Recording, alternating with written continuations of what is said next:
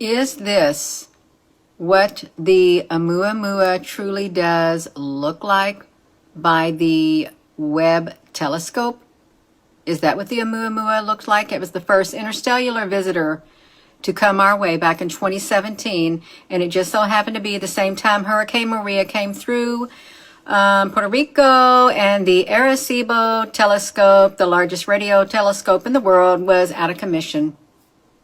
They didn't get much data at all. The Oumuamua. This is a star. This is a galaxy. And this is a new object discovered by the Rubin Observatory's Space and Time mission. Here's another new object. And here's another.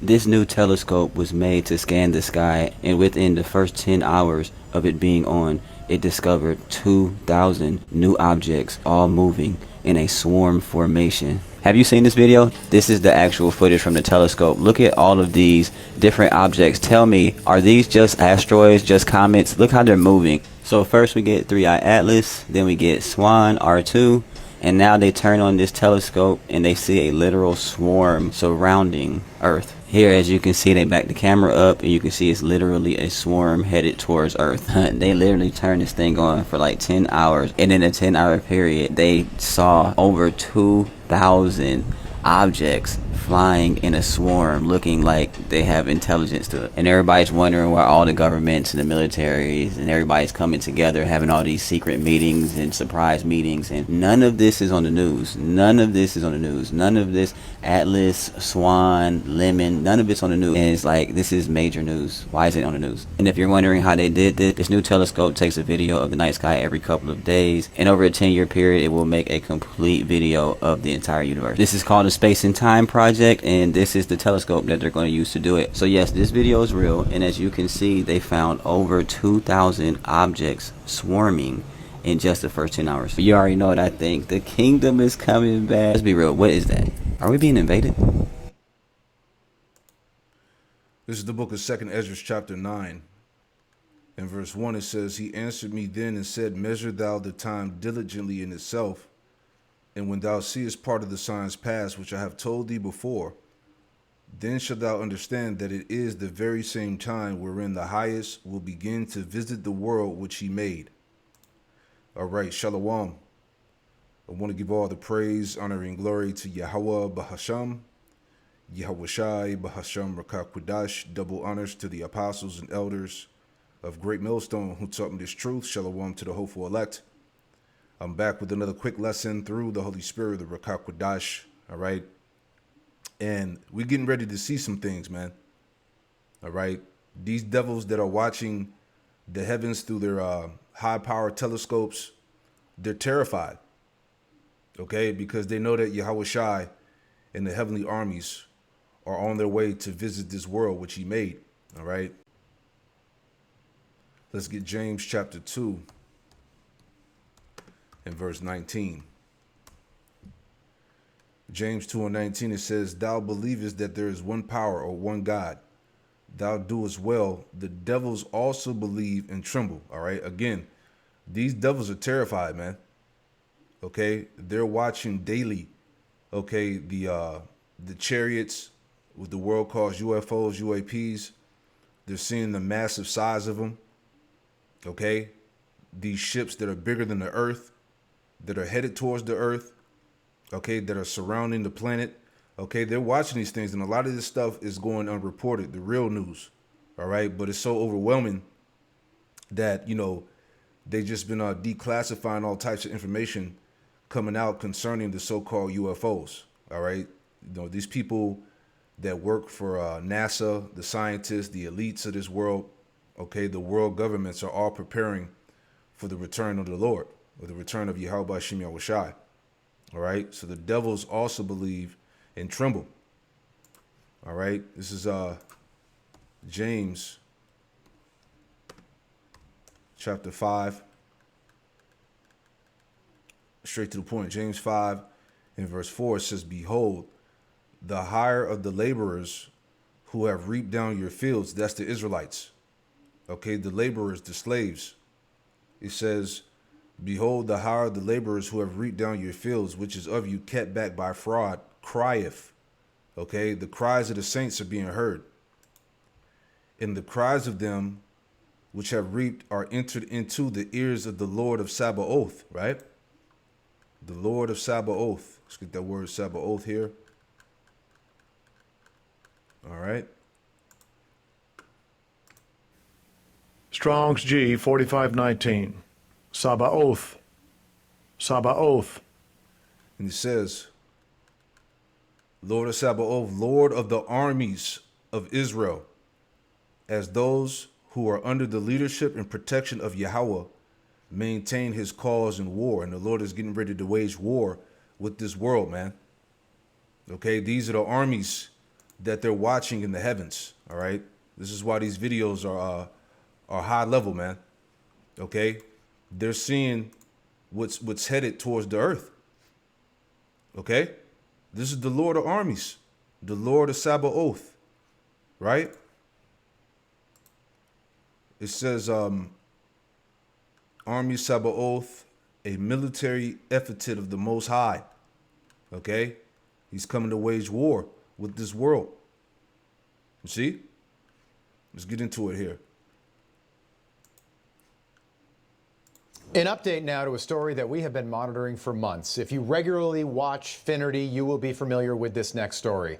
Right now, as we speak, 3I Atlas, an enormous glowing object the size of Manhattan, is speeding toward Earth on what appears to be a planned, coordinated trajectory. It's going so fast that you could fly from New York to Los Angeles in just 1 minute. Now, conventional scientists say that it's just a comet. Of course they're going to say that. But it's doing things that comets just don't do. No comet we've ever seen. So what is it? Joining us now to answer that question, Harvard astrophysicist Dr. Avi Loeb, and member of the House Oversight Committee, and someone who took part in the UAP hearings just last month, Tennessee Congressman Tim Burchett. Gentlemen, great to have you back on. Dr. Loeb, I want to start with you. October 3rd is an important date in this 3I Atlas saga. Why is today so important, and what are we now learning about this thing? For a simple reason, a picture is worth 1,000 words. And we are about to get the highest resolution images of 3I Atlas when it comes within 29 million kilometers from Mars. There are several orbiters, one that was deployed by NASA around Mars, and it has a camera. This camera is called HiRISE that will be able to resolve 3I Atlas with a 30 kilometer per pixel resolution. So we will learn much more about it in the coming days, and hopefully the data will be out soon. Science is fun because we can learn from evidence. So far, there are 7 anomalies of this unusual object. The size is very large. It's larger of all the size of Manhattan Island, about 1,000 times more massive than the previous interstellar comet, about 33 billion tons, at least that mass. There was a jet coming out of this object towards the sun. Unlike a cometary tail that usually goes away from the sun, there was an unusual chemical composition containing mostly nickel without iron. There was a polarization of light never seen before for comets. And the trajectory of 3I Atlas is aligned with the plane of the planets around the sun. Real quick, all right? These Edomites, these governments, world governments, they know that they can do nothing, you know? Jeremiah 4:13, behold, he shall come up as clouds, and his chariot shall be as a whirlwind. Okay, a whirlwind brings destruction. And his chariot shall be as a whirlwind. His horses are swifter than eagles. Woe unto us, for we are spoiled. Again, these world governments, these Edomites, all right, they know that they're done for.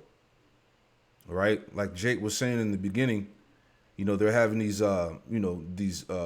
big government meetings, these secret meetings and whatnot. Okay, because they're preparing for the return of the Lord. They're watching the heavens in real time. They see what's going on. We've done plenty of videos on this subject matter. All right, the stuff that they've been seeing, out there in the heavens, man. Okay, bigger than the sun. All right, that's why I had put this video up. Let's get it right here. Something massive has passed in front of the sun yesterday. Look at it. It is massive.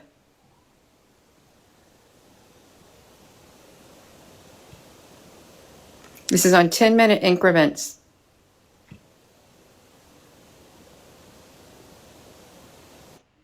All right. So again, they're seeing it and they're terrified, man. There's nothing that they can do about it.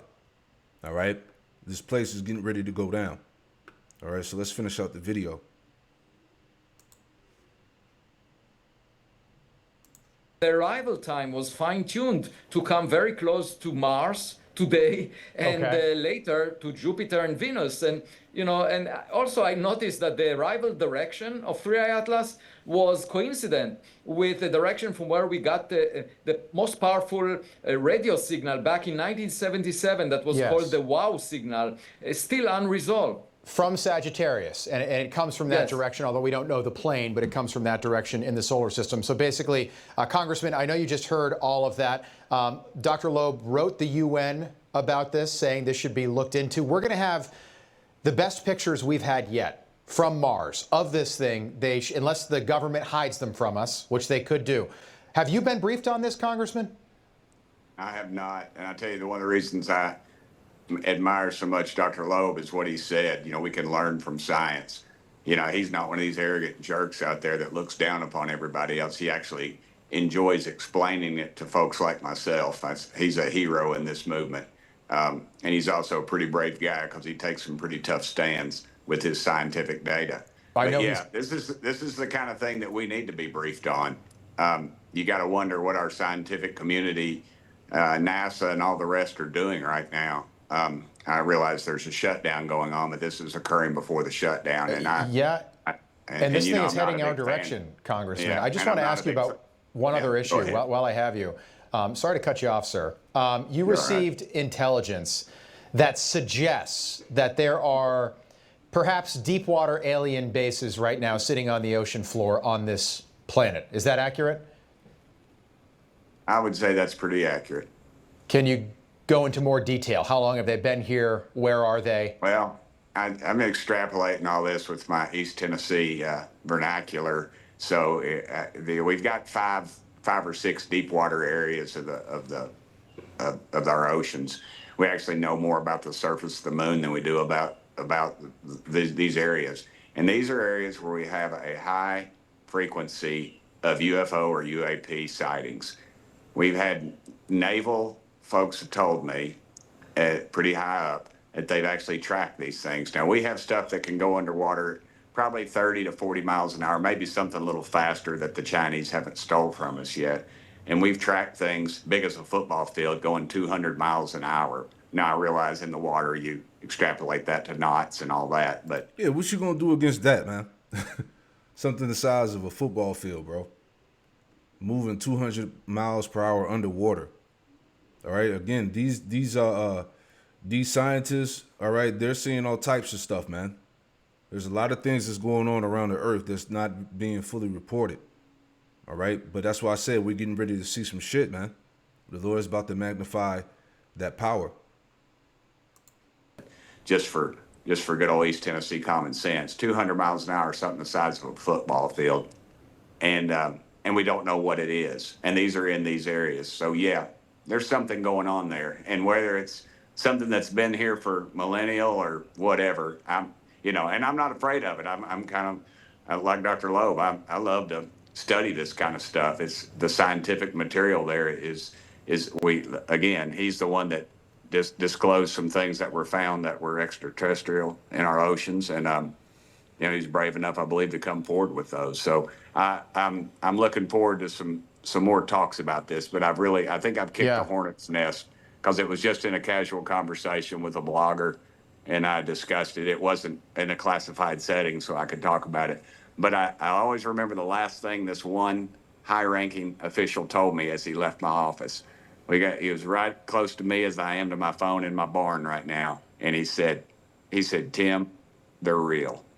Dr. Loeb, hopefully these images come out soon. And we find out what this thing is. Congressman, great to have you on. Appreciate you making the time for us. We'll have you back as well. Thank you. go. This is Psalm 68 and 17. It says, the chariots of Yahweh Shemel Shai are 20,000, even thousands of angels. The Lord is among them, as in Sinai in the holy place. And the Lord is among, all right, the UFOs, so-called UFOs, the chariots that are being seen. All right. The Lord is getting ready to visit the world which he made. Okay. 2 Ezra 13:1, and it came to pass after 7 days I dreamed a dream by night, and lo, there arose a wind from the sea, that it moved all the waves thereof. All right, it's talking about the heavens, the Shemayim. All right, on how the Lord is going to enter in this world through the through the atmosphere. Okay, he's going to break the clouds, so to speak. You know, it says, and I beheld, and lo, that man waxed strong with the thousands of heaven. All right, the chariots. Okay, the angels, the angels.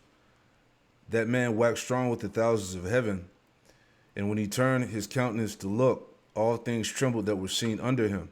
All right, because the Lord is coming back in a massive fathership. And whensoever the voice went out of his mouth, all they that burned, that heard his voice, like as the earth felleth when it filleth the fire.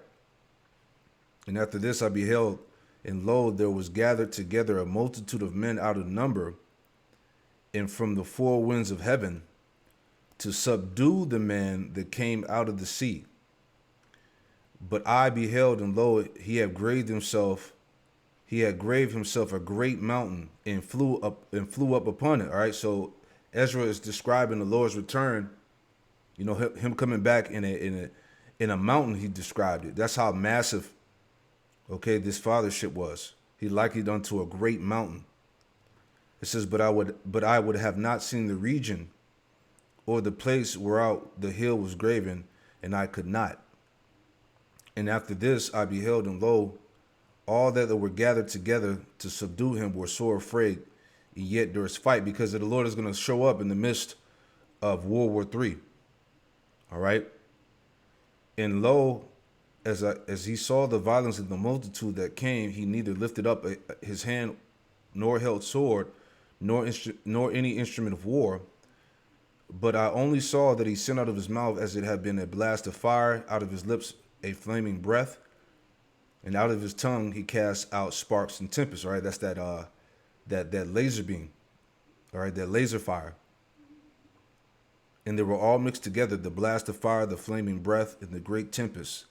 And it fell with violence upon the multitude which was prepared to fight, and burned them up every one, so that upon a sudden of an innumerable multitude nothing was to be perceived, but only dust and the smell of smoke. When I saw this, I was very afraid. So the prophet Ezra, you know, he saw this vision of the return of the Lord.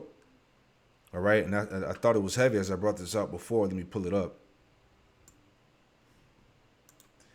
This is from America's First Report. It says, is it just a coincidence that the comet 3I Atlas is storming through our solar system just as World War III is ramping up? You see that?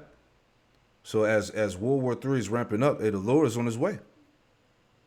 You know, because what they're saying is they're saying that you know, it's just a rumor. Let me pull this up too. All right. So it says 3I Atlas tracking. Is it true the interstellar comet is hurtling towards the Earth? All right. So it says here in the synopsis, internet rumors about Comet 3I Atlas posing a threat are false. Space agencies confirm the interstellar object poses no danger to Earth. NASA detected the comet on July 1st, 2025. It will reach the closest approach to the sun on October 30th, 2025. Space probes will observe its journey. This allows study of an object from outside our solar system, right? So they're saying it's rumors, all right? But hey, we're not to trust our enemies, man. Of course, they would downplay anything of this magnitude, all right? So you got to understand that. So it's all types of stuff that's going to be happening in these last days, man. So you know, they're trying to, you know, do damage control, but there's things that are going on in the heavens that they're seeing. okay, that can't be explained, right? This is Ecclesiastes or Sirach 36. And 1 it says, have mercy upon us, O Lord, power of all, and behold us, and send thy fear upon all the nations that seek not after thee. Lift up thy hand against the strange nations, and let them see thy power. As thou wast sanctified in us before them, so thou be magnified among them before us. And let them know thee as we have known thee, that there is no power but only thou, O power, Yahweh Shem Yahushai. All right, and the world is getting ready to find that out. Show new signs and make other strange wonders. Glorify thy hand and thy right arm, that they may set forth thy wondrous works. Raise up indignation and pour out wrath. Take away the adversary and destroy the enemy. Okay, Esau is getting ready to go down, and these are the signs of it. Okay, Yahweh Shah on his way back. Make the time shorter, make the time short. Remember the covenant and let them declare thy wonderful works. Let him that escapeth be consumed by the rage of the fire, and let them perish that oppress the people. Smite asunder the heads of the rulers of the heathen, that say, there is none other but we. You see that? Gather all the tribes together, gather all the tribes of Jacob together, and inherit thou them as from the beginning. All right, and the Lord is getting ready to come back to bring destruction. All right, and gather his elect. You see? So again, we live in some amazing times, man. All right, things are getting really, really heavy. You know. But hey, with that, I pray that this lesson was edifying, and shalom to the next one. Shalom.